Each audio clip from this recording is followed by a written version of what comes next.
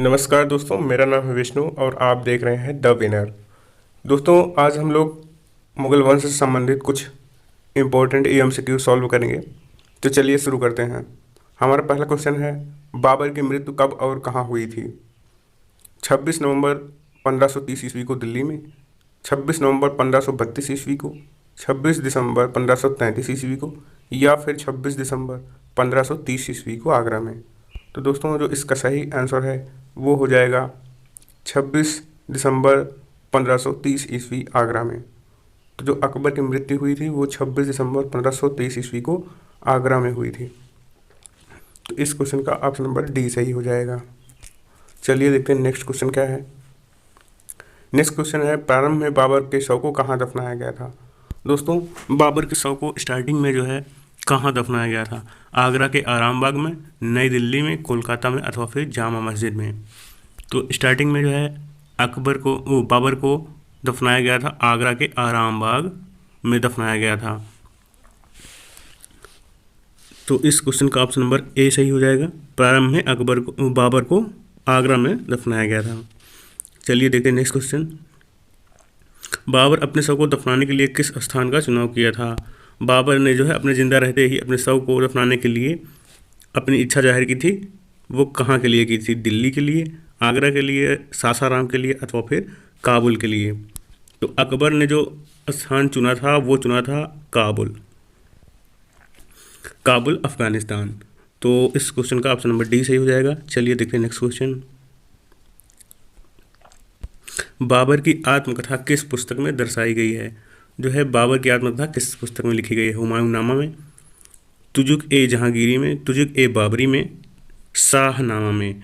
तो इस क्वेश्चन का ऑप्शन नंबर सी सही हो जाएगा, तुजुक ए बाबरी में।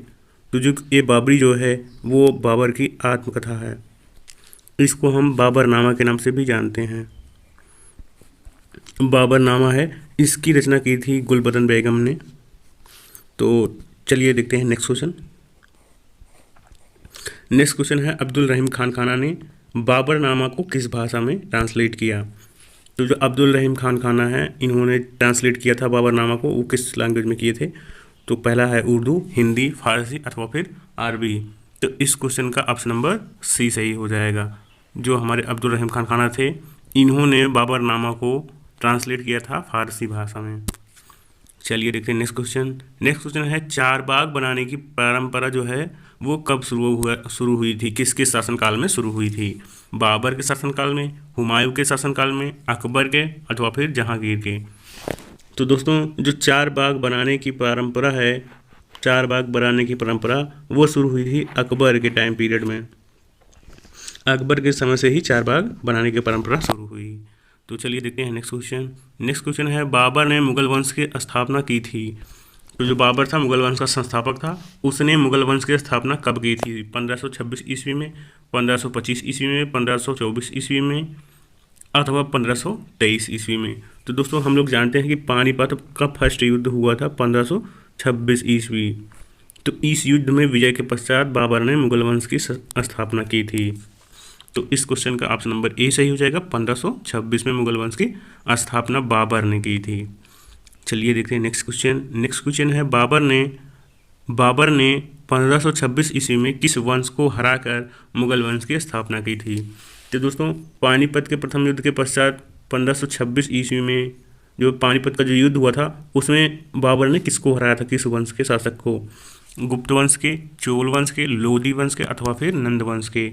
तो दोस्तों, जो लोधी वंश है इस वंश के राजा को हरा के जो है बाबर ने मुगल वंश की स्थापना की थी, इब्राहिम लोदी को हरा के। चलिए देखते हैं नेक्स्ट क्वेश्चन। नेक्स्ट क्वेश्चन है, तुगलमा नीति सर्वप्रथम प्रयोग बाबर ने किस युद्ध में किया था? तुगलमा नीति एक युद्ध की नीति होती है, इसका प्रयोग सर्वप्रथम बाबर ने कब किया था?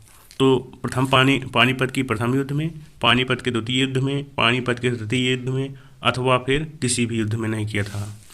तो इस क्वेश्चन का ऑप्शन नंबर ए सही हो जाएगा, फर्स्ट वाला।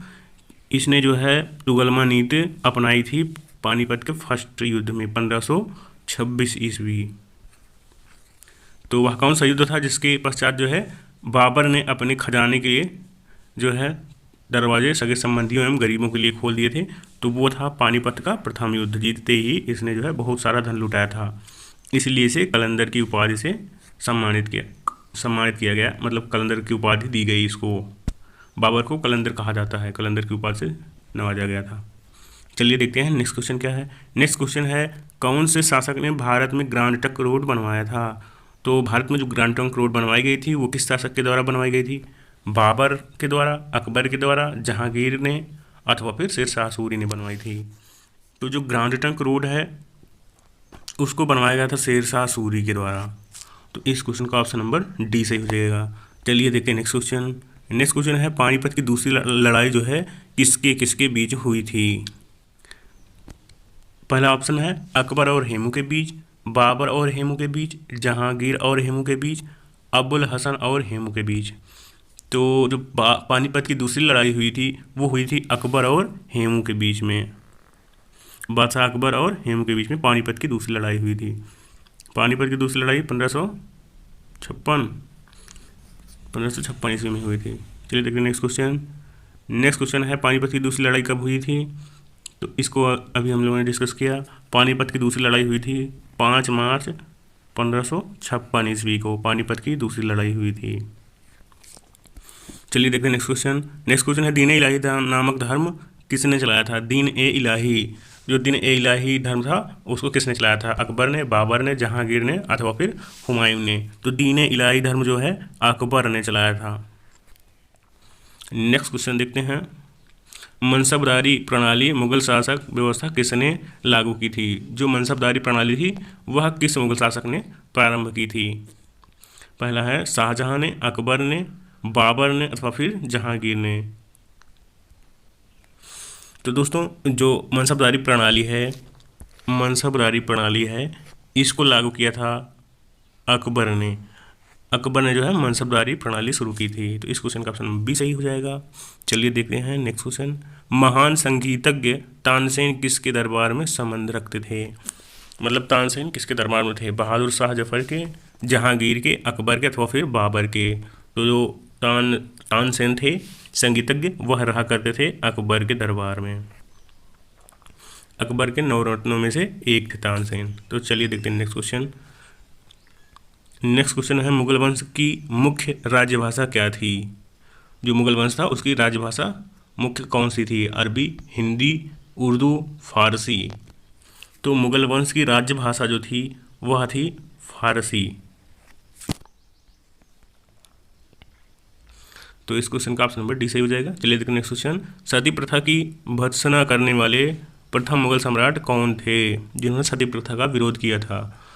बाबा फरीद, शाहजहां, शेख फरीद, अथवा फिर अकबर।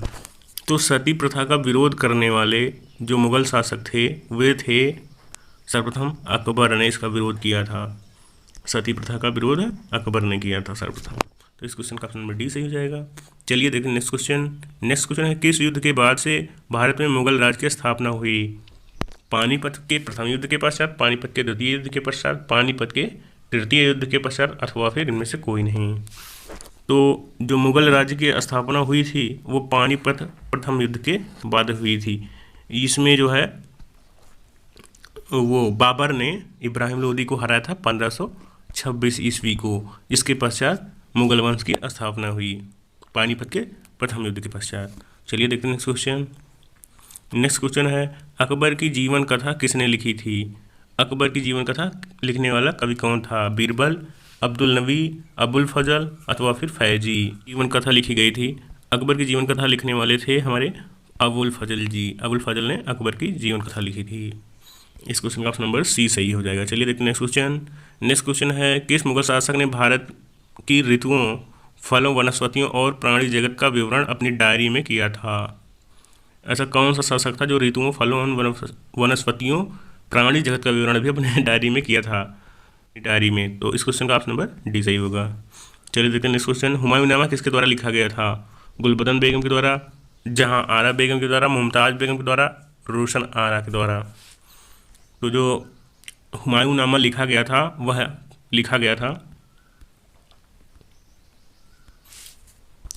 हुमायूंनामा जो है किसके द्वारा लिखा गया था, तो हुमायूंनामा जो लिखा गया था वो गुलबदन बेगम के ने लिखा था, ठीक है। गुलबदन बेगम ने हुमायूंनामा की रचना की थी। चलिए देखते हैं नेक्स्ट क्वेश्चन। नेक्स्ट क्वेश्चन है, अकबर के शासनकाल में महाभारत को फारसी भाषा में अनुवाद किया गया था, उस अनुवादित महाभारत का नाम क्या रखा गया। तो जो महाभारत को अनुवाद किया गया था अकबर के शासनकाल में, उस महाभारत की बुक का नाम क्या रखा गया था। रजमानामा, अकबरनामा, इकबालनामा, साकितन उल औलिया। तो इस क्वेश्चन का ऑप्शन नंबर ए सही होगा। रजमानामा रखा गया था उस पुस्तक का नाम जो कि महाभारत को ट्रांसलेट किया गया था फारसी भाषा में, तब ट्रांसलेट करने के पश्चात जो है रजमानामा जो है उसका नाम रखा गया था। नेक्स्ट क्वेश्चन है, मुगल वंश का अंतिम शासक कौन था। मुगल वंश का अंतिम शासक कौन था, तो शाह आलम, आलमगीर, अकबर, बहादुर शाह। तो मुगल वंश का अंतिम शासक कौन था, बहादुर शाह जफर। तो इस क्वेश्चन का ऑप्शन नंबर डी सही हो जाएगा। चलिए देखते हैं नेक्स्ट क्वेश्चन। अकबर के शासन में भू राजस्व सुधारों के लिए कौन उत्तरदायी था, बीरबल, महारिमल, टोडरमल अथवा फिर जय सिंह। तो भू राजस्व जो है, भू राजस्व के लिए जो है जिम्मेदार थे हमारे टोडरमल की जिम्मेदारी थी भू राजस्व इकट्ठा करना।